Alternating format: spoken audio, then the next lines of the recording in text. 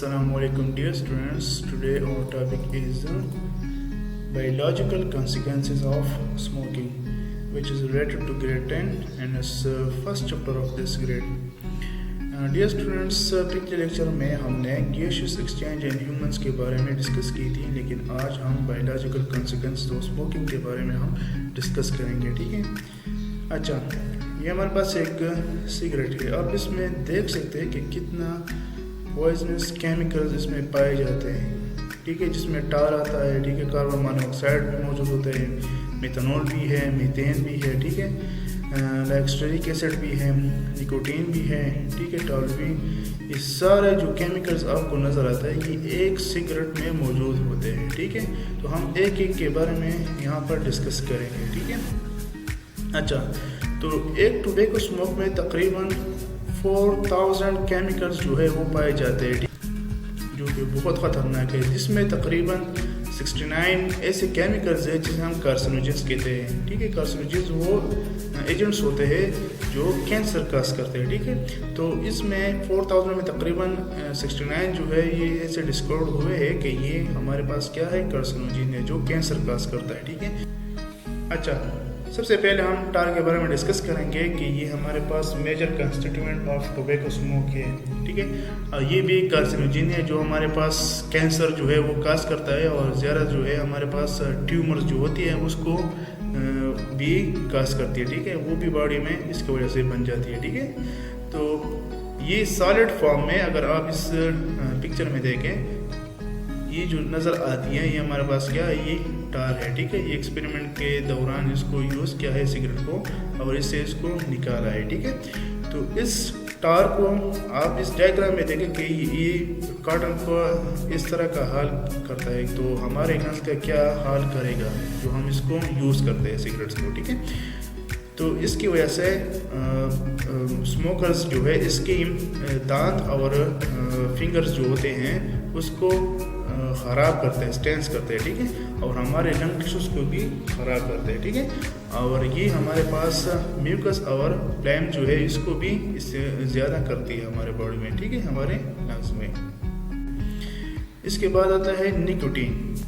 तो ये एक एडिक्टिव केमिकल है. ठीक है, इंसान इससे आदी हो जाता है, और इसके बहुत सारे हार्मफुल इफेक्ट्स है, like increase heart rate, blood pressure, construction in blood vessels.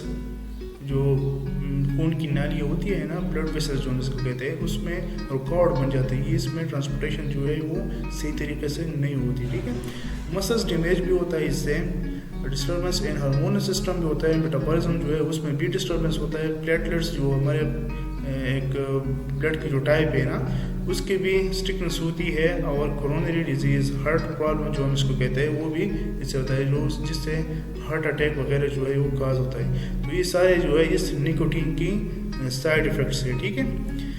अच्छा, इसके बाद आता है कार्बन मोनोऑक्साइड. ठीक है, कार्बन मोनोऑक्साइड भी सिगरेट में पाई जाती है, और जो स्मोकर्स इसको इस्तेमाल करते हैं तो इसका जो ये केमिकल है ये ब्लड वेसल्स में एक जगह पर स्टक होती है, और इससे ये जितने भी अदर केमिकल्स इससे पास होते हैं तो इसको अपने साथ ट्रैप करती है, और इससे मेजर कार्सिनोजेन जो है वो बन जाता है, और इससे कैंसर जो है वो काज होता है. ठीक है, इसकी वजह से ट्रांसपोर्टेशन जो RBCs में जैसा कि रेड ब्लड सेल्स होते हैं ना, जिसमें ट्रांसपोर्टेशन ऑफ ऑक्सीजन होती है, तो उसको भी प्रिवेंट करता है. इन्फ्लेमेशन काज होती है इससे. ठीक है, लंग फंक्शन जो है वो भी सही तरीके से नहीं होती, और इससे लंग डिजीज़ जो है इसकी रिस्क जो है वो भी बढ़ जाता है. किस वजह से? इस कार्बन मोनोऑक्साइड की वजह से. ठीक है.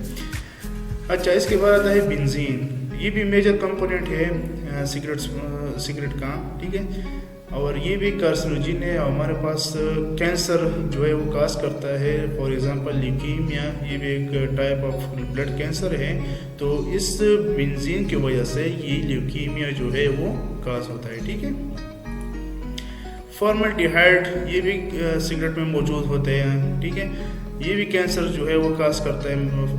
Like these are also carcinogens. Respiratory disease भी काज होती है, स्किन डिजीज़, गैस्ट्रोइंटेस्टाइनल प्रॉब्लम्स, सारे के सारे जो है इससे होते हैं. ठीक है, फॉर्मल्डिहाइड से ये भी सिगरेट में मौजूद होते हैं. ठीक है, इसके बाद आता है मीटर्स, तकरीबन 30 डिफरेंट मीटर्स जो है आइडेंटिफाइड हुए हैं एक सिगरेट में, ठीक है। ज़्यादा जो है इसमें कार्सिनोजेंस है जिस लिंक होता है कैंसर के साथ, जिसमें आर्सेनिक, निकल, कैडमियम, क्रोमियम, लीड एट्सेट्रा, ये तकरीबन 5 ऐसे केमिकल्स हैं जो इस लीड से रिलेट करता है, ठीक है। ये हमारे पास क्या है, कार्सिनोजेन है, कैंसर काज करता है। इसके बाद active compounds like lead and polonium, ये भी सिगरेट स्मोक में पाई जाती है और ये भी कार्सिनोजेंस है जो कैंसर काज करती है, ठीक है। तो यहाँ तक जो था ये बायोलॉजिकल कॉन्सिक्वेंसेस ऑफ स्मोकिंग के बारे में था, ठीक है। तो यहाँ पर एक टॉपिक है effect of exercise on the rate of breathing, ये भी आपके कोर्स में है।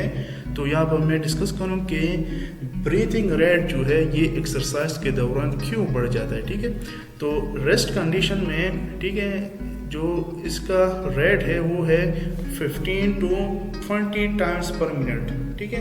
अगर आप अपना ब्रीथिंग रेट जो है वो कम कर ले रेस्ट कंडीशन में, ये तकरीबन इतना होता है। अगर आप थोड़ा सा एक्सरसाइज करिए या थोड़ा सा आप दौड़ लगाइए, ठीक है, वगैरह वगैरह, या जिम में जाके वहाँ पर कोई एक्सरसाइज करें तो आपके ब्रीथिंग रेट जो है वो 30 to 40 टाइम्स पर पहुँच जाता है। तो यहाँ पर एक क्वेश्चन एराइज होता है कि ये क्यों होता है, कैसा होता है, ठीक है, ये ब्रीथिंग रेट इंक्रीज क्यों होता है, ठीक है। तो यहाँ पर डायग्राम में आप देख सकते हैं कि ये हमारे पास है लंग्स, ये है हार्ट और ये है ब्रेन, ठीक है। तो ब्रेन में एक पार्ट मौजूद होता है यहाँ पर, ठीक है, जो लास्ट पार्ट है यहाँ पर, ये सेरेब्रम है, ये मिड ब्रेन है ये, और इसका जो है ये हैंड ब्रेन है। तो हैंड ब्रेन में हमारे पास यहाँ पर मेडोला पार्ट मौजूद होता है, ठीक है। इस मेडोला पार्ट जो है ये हमारे पास क्या है, ये ब्रीथिंग सेंटर है जो हमारी ब्रीथिंग को ये कंट्रोल करता है, ठीक है।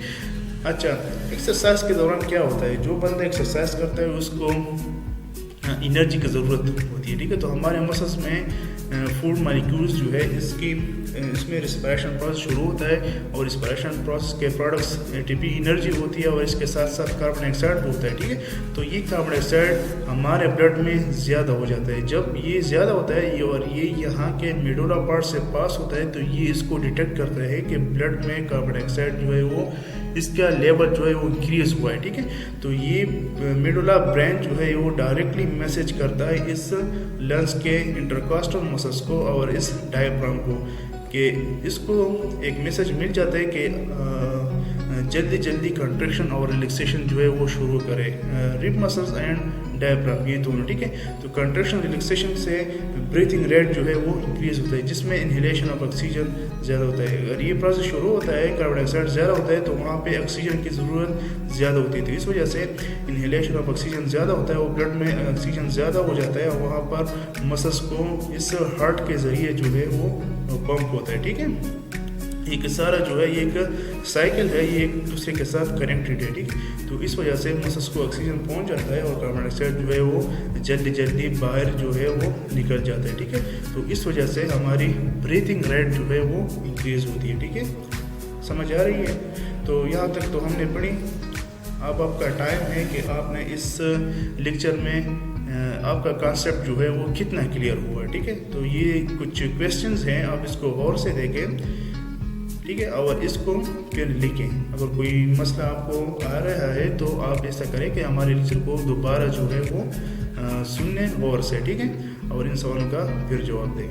तो आपका टाइम का बहुत बहुत शुक्रिया, अपना ख्याल रखिएगा। Thank you so much. अल्लाह हाफिज़।